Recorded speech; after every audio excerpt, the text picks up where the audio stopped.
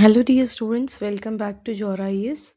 I am Upasana and today we are going to do our lecture number 23 of Parliamentary Committees. So parliamentary committees क्या होती है? Parliament की day to day functioning के लिए या फिर और भी कई चीज़ें उनके लिए ना कमिटीज़ बनाई जाती है जो कि काम करती है। वैसे तो हमारे एमपीज़ हैं बट और भी जो कमिटीज़ हमें चाहिए होती हैं तो उन कुछ कमिटीज़ का नाम यहाँ पर लिखा गया है। Financial committees, department standing committees, committees to inquire, committees to scrutinise and control. अब इनके नाम आप पढ़ लीजिए। On the basis of nature इनको डिवाइड किया गया है स्टैंडिंग कमिटीज़, ठीक है। इनको 6 कैटेगरीज में डिवाइड किया गया है। फर्स्ट, सेकंड, थर्ड, फोर्थ हमने पढ़ लिए। अब आ जाते हैं फिफ्थ और six, that is committee relating to day business of the houses and housekeeping committee और सर्विसेज कमेटी जो कि कंसर्न होती है provision of facilities and service to the member. अब आ जाते हैं एडहॉक कमिटीज के बारे में। एडहॉक कमिटीज क्या होती है? इनको भी पहले हम तो दो कैटेगरीज में डिवाइड कर सकते हैं, जैसे कि inquiry committees and advisory committees. ठीक है, जो एडहॉक कमिटीज होंगी वो दो तरह की होंगी, inquiry committees and advisory committees. Inquiry committees वो होंगी जो कि कंस्टिट्यूट होती है टाइम टू टाइम से, चाहे वो इधर बाय टू हाउसेस और a motion adopted that behalf और by the speaker chairman. Chairman भी कर सकते हैं, स्पीकर दोनों हाउसेस में हो सकती है। To inquire into and report on specific subject, जैसे कि कोई भी एक सब्जेक्ट के लिए हम बना सकते हैं, जैसे कि 5 ईयर प्लान हो गया, कोई रेलवे का कुछ है, देन कोई स्कीम है, फर्टिलाइजर्स है, किसी के भी रिलेटेड हो सकती है। देन आ जाती है एडवाइजरी कमेटीज जो कि बिल्स पे होती हैं, जिन्हें इसलिए किया जाता है कि कोई पर्टिकुलर रिपोर्ट और बिल है उस पे आप कीजिए। देन आ जाती है कमेटी ऑन एस्टीमेट्स। एस्टीमेट नाम सुन के आपको पता लग रहा होगा कि किस बारे में होगी। ठीक है, ये पहली बात तो 30 मेंबर्स की होती है जो कि लोकसभा इलेक्ट करती है हर साल। उनके मेंबर्स के बीच में से ही सारे एमपीज ही होंगे। मतलब देखो, अमेरिकेट्स member, a minister is not eligible for election to this committee. कोई भी मिनिस्टर नहीं बन सकता इसमें, ये ध्यान रखिएगा। ठीक है, मेंबर ऑफ पार्लियामेंट होंगे लेकिन कोई मिनिस्टर नहीं होगा। The term of the committee is 1 year और इसका मेन फंक्शन जो होगा वो होगा कि रिपोर्ट करने इम्प्रूवमेंट्स के लिए organisation efficiency, administration reform consistent with policy underlying the estimates में बी इफेक्ट। मतलब आपको सिर्फ मतलब जैसे एडवाइस देने एंड इफेक्ट्स बताने हैं कि हाँ क्या होगा, आप ऑर्गेनाइजेशन किस तरह कर सकते हो, क्या एफिशिएंसी रहेगी। They suggest alternative policies in order to bring about efficiency and economy in the administration। मतलब इसको इम्प्रूव करने के लिए, जो अभी हाल चल रहा है ना उसको इम्प्रूव करने के लिए ये बनाई जाती है। From time to time, the committees select such estimates pertaining to a ministry or a group of minister or the statutory or other government bodies as may seem fit to the committees। मतलब क्या होगा, ऐसे select करते हैं ये, ठीक है, estimates को पर्टेनिंग, जो कि एक मिनिस्ट्री में हो सकती है, कोई ग्रुप ऑफ मिनिस्ट्री में हो सकती है। मतलब वही है, मतलब कैसे इंक्रीज होगा। The committee also examine matters of special interest which may arise or come to light in the course of its work or which are specifically referred to by the House of the Speaker। खुद भी देख सकते हैं कि हाँ ये करना चाहिए, कोई चीज आ रही है लाइट में वो देख सकते हैं, और स्पीकर बोलेगा तो वो भी चीजें इनको करनी पड़ सकती हैं। देन आ जाते हैं पब्लिक अंडरटेकिंग्स कमेटी के ऊपर। ये कमेटीज वो कमेटीज होती है, 15 मेंबर्स होते हैं इनमें, इलेक्ट होते हैं लोकसभा के एंड 7 मेंबर राज्यसभा के। ध्यान से अच्छे से याद रखना है आपको कि 15 एंड 7 ये number. A minister is not eligible, इसमें भी मिनिस्टर नहीं होंगे एलिजिबल। और ये किस लिए होती है? Examine and report the account of public undertakings, to examine the reports if any CAG जो होगा, ठीक है, उनकी होंगी पब्लिक अंडरटेकिंग्स पे। फिर जो एग्जामिन ये और क्या कर सकते हैं, ऑटोनॉमी और एफिशिएंसी पब्लिक अंडरटेकिंग्स की।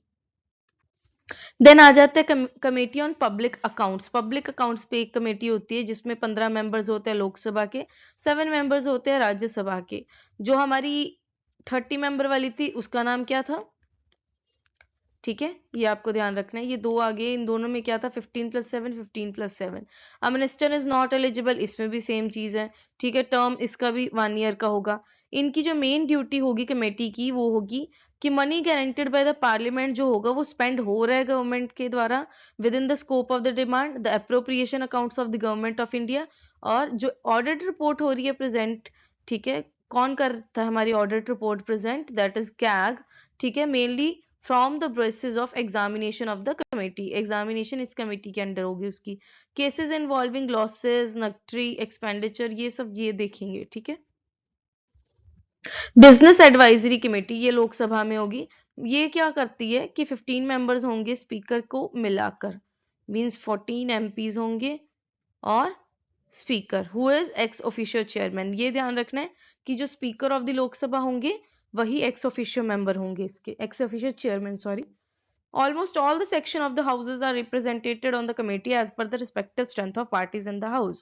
मतलब जो सारे houses हैं, सारे section हैं house के, वो यहाँ पर जो है दिखेंगे हमें। The function of the committee is to recommend the time that should be allotted for the discussion of such government, legislative and other business as the speaker, जो स्पीकर बोल रहे हो।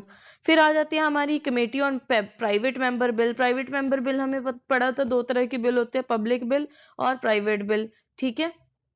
उनको देखेगी ये। रेजोल्यूशन देखेंगे लोकसभा के, 15 मेंबर्स की होती है, इसमें डेप्यूटी स्पीकर चेयरमैन होता है। डेप्यूटी स्पीकर कौन? Deputy speaker of the Lok Sabha होंगे, ठीक है। The committee is nominated by the speaker, ये कमेटी नॉमिनेट कौन करते हैं? स्पीकर। और फंक्शंस जो होगा इसका टाइम दिया जाएगा प्राइवेट मेंबर्स बिल के लिए, रेजोल्यूशन के लिए। इसको एग्जामिन करने के लिए बनाई गई है, किसको? प्राइवेट मेंबर बिल को, ठीक है। और to amend the constitution before the introduction in the Lok Sabha, कोई अमेंडमेंट लेके आ रही है लोकसभा से पहले पहले तो वो भी ला सकते हैं यहाँ पर, ठीक है। And before they are taken up for consideration in the house and to classify them according to their nature, urgency, importance into 2 categories namely. तो 2 कैटेगरीज होंगी। फिर देख लेते हैं हमारी रूल्स कमेटीज आ जाती है लोकसभा की। ये जो रूल्स कमेटी है इसमें भी 15 मेंबर्स होंगे, स्पीकर होंगे जो कि एक्स ऑफिशियो चेयरमैन होंगे, ठीक है। 15 मेंबर का मतलब ये नहीं है कि 15 मेंबर और एक स्पीकर होगा, ये ध्यान रखना है। क्या होगा? 15 मेंबर्स जिसमें से एक स्पीकर होंगे एज एक्स ऑफिशियो चेयरमैन और बाकी 14 मेंबर्स होंगे।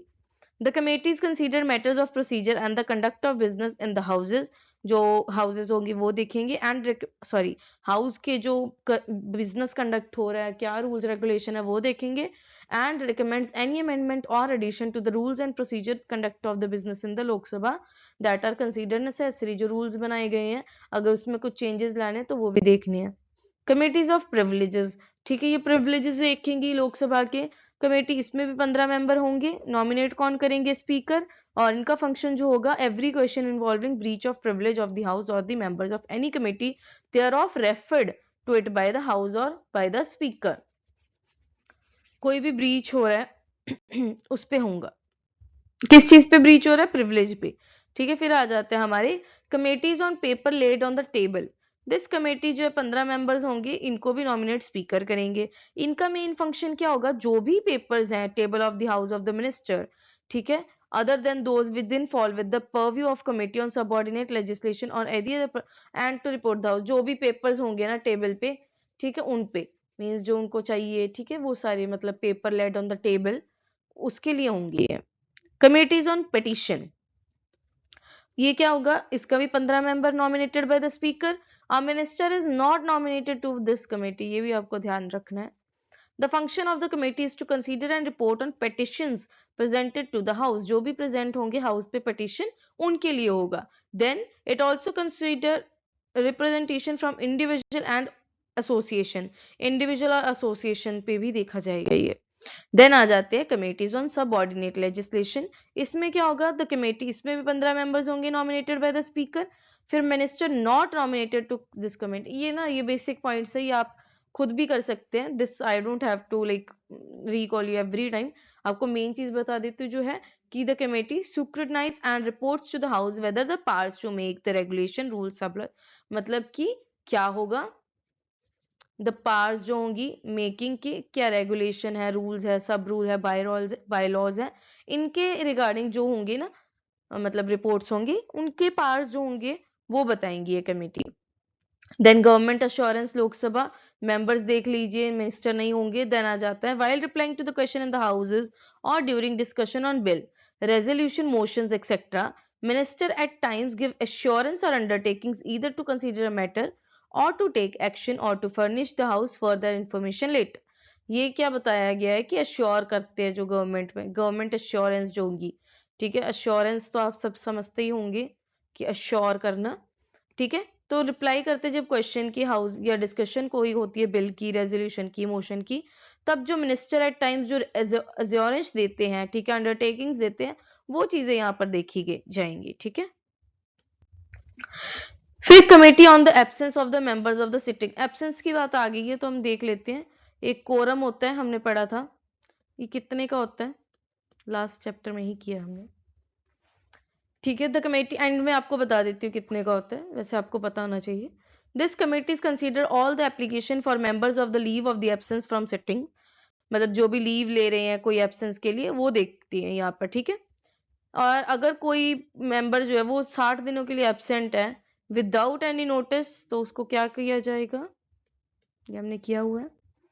Joint committee on offices of profit, ठीक है, joint committee office of profit के लिए ये देखती है कि ऑफिस ऑफ प्रॉफिट में तो कोई नहीं है ना, मतलब जो सेंट्रल और स्टेट गवर्नमेंट के मेंबर्स हैं, ठीक है, डिस्क्वालिफिकेशन होगी अगर वो ऑफिस ऑफ प्रॉफिट, क्योंकि हमारे ये जो होते हैं ना, ये क्वालिफिकेशंस होती हैं to become a member of Lok Sabha और मेंबर ऑफ राज्यसभा, तो ये देखती है कि कोई मतलब इसका ब्रीच तो नहीं कर रहा है।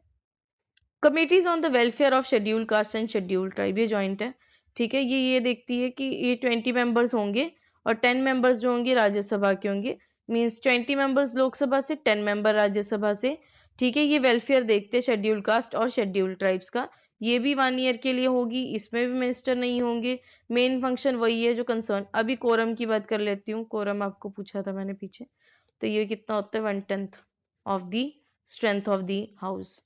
स्ट्रेंथ ऑफ दी हाउस क्यों बोल रही हूँ कि कितने भी मेंबर्स है, मान लीजिए 545 है, 543 है, तो इसका 1/10 हो जाएगा, इतने मिनिमम प्रेजेंट है तभी जो है प्रोसीडिंग होगी।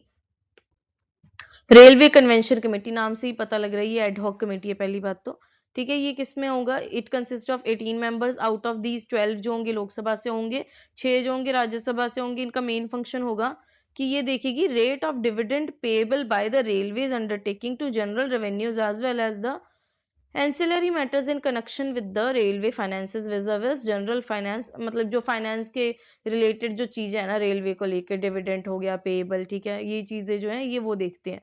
देन आ जाता है रेलवे कन्वेंशन कमेटीज। 1949 में फर्स्ट कमेटी बनी थी इंडिपेंडेंस के बाद, ठीक है, इंडिपेंडेंस 1947, याद ही होगा ये तो। This committee and subsequent committee confined themselves to determine the rate of dividend payable by the railways to general revenues, ये वही है कि जो रेवेन्यू देना होता है। फिर आ जाते हैं विमेन एम्पावरमेंट पे, ठीक है। इसमें क्या होगा, 30 मेंबर्स होंगे, 20 जो होंगे नॉमिनेटेड बाय द स्पीकर होंगे अमंग द लोकसभा, और 10 जो होंगे वो राज्यसभा के chairman among the member of Rajya Sabha करेंगे। तो ये थी हमारी सारी कमेटीज। आई होप आपको समझ आया होगा चैप्टर। थैंक्स फॉर वॉचिंग, मिलते हैं नेक्स्ट वीडियो में।